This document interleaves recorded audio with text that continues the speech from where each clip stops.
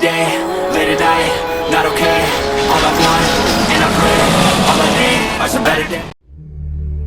La Basílica Pontificia de San Miguel es una de las iglesias más hermosas de Madrid y se encuentra situada en el distrito centro.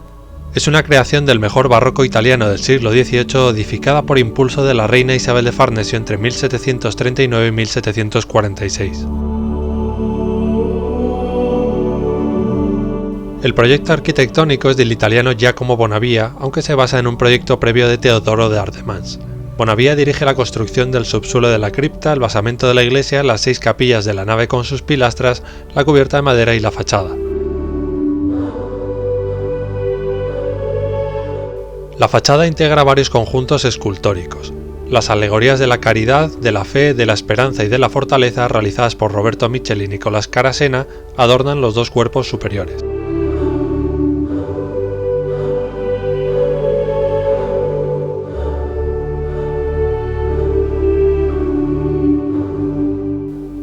El acceso al templo tiene lugar por un pequeño vestíbulo con grandes puertas de madera y los herrajes originales de 1740.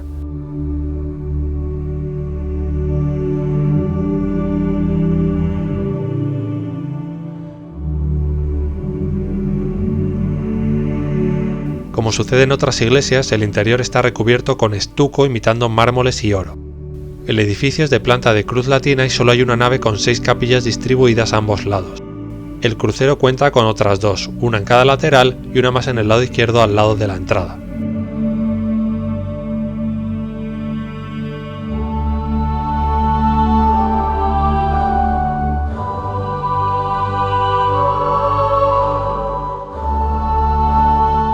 Las pilastras laterales se dispusieron de forma oblicua con respecto al eje central de la nave para generar mayor amplitud en el edificio.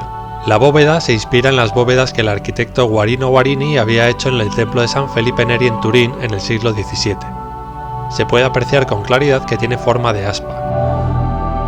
Empezaremos el recorrido viendo la capilla de confesionarios del lado de la epístola. La vidriera se enmarca entre las 2 columnas que presenta el retablo y en ella aparece Jesús portando el cetro real rodeado de ángeles tocando instrumentos musicales. Se trata de una obra contemporánea de los talleres Granda que trabajaron también en otras vidrieras del templo. A continuación podremos ver la capilla del Santísimo Cristo de la Fe y del Perdón y de Santa María Inmaculada Madre de la Iglesia. El retablo es de estilo neoclásico y cuenta con 2 pares de columnas que flanquean a las 2 figuras. Terminamos en este lado con la capilla de San Joaquín y Santa Ana. La vidriera es de los talleres Granda y se encuentra enmarcada por 2 columnas marmóreas. Un frontón curvo partido remata el conjunto con un óculo sin decoración en su interior y una pareja de ángeles. Ya en el crucero encontramos la capilla de Nuestra Señora de la Asunción.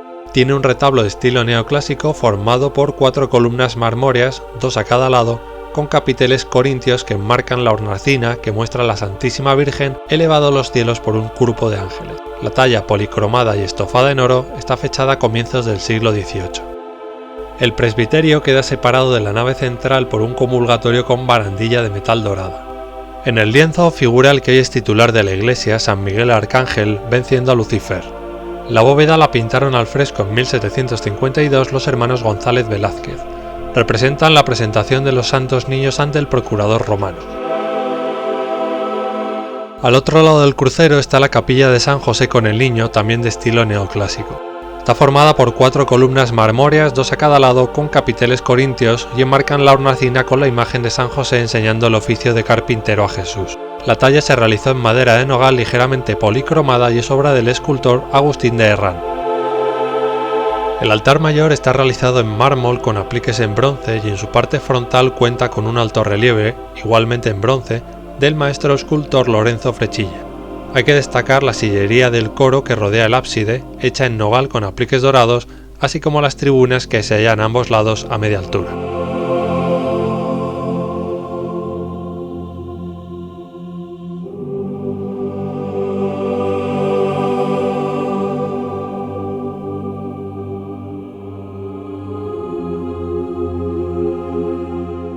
En los laterales de la bóveda de la capilla mayor hay una serie de pinturas que, junto a la del retablo, forman el grupo de los 7 arcángeles mayores.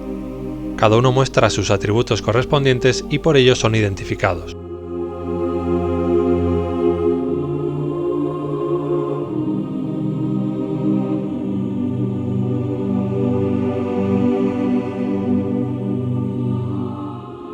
El púlpito que vemos a la izquierda del presbiterio está realizado en madera de caoba. Se hizo en el siglo XVIII y está rematado en su tornavoz por un arcángel.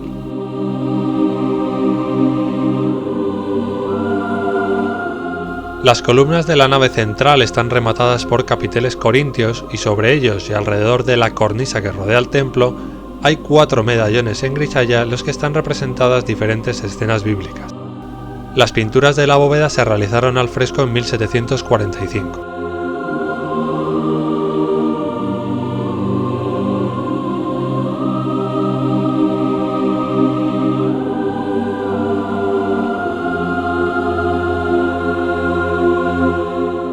Sobre el crucero podemos ver la cúpula ovalada sobre el tambor que acoge los frescos de los hermanos Antonio, Luis y Alejandro González Velázquez. Se realizaron en 1753 y muestran la glorificación de los santos Niño Justo y Pastor.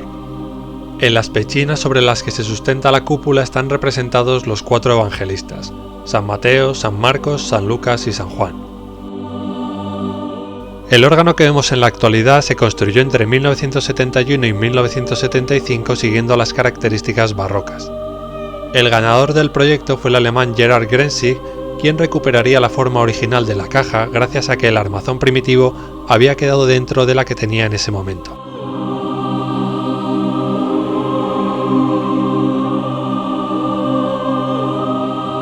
En el lado del Evangelio podemos ver en primer lugar, y avanzando desde el crucero, la capilla de los ángeles. La vidriera es una obra de los talleres Granda y muestra la Santa Cruz adorada por los santos ángeles. El retablo es de estilo neoclásico y está compuesto por 2 columnas marmóreas.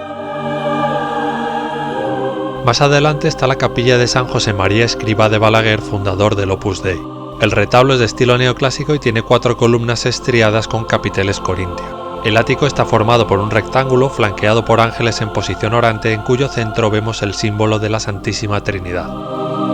Avanzando un poco más llegaremos a la capilla de confesionarios del lado del Evangelio. El retablo de estilo neoclásico acoge entre pares de columnas una vidriera policromada hecha por talleres Granda con la imagen de un peregrino a quien acompaña su ángel custodio. Un frontón curvo partido adornado con ángeles y con un óculo central remata el retablo. Finalizamos el recorrido con la capilla del Niño Jesús de la Gracia, la más pequeña de todas. Tras una puerta de hierro veremos una consola blanca de estilo isabelino sobre la que está colocada una hornacina estofada en oro.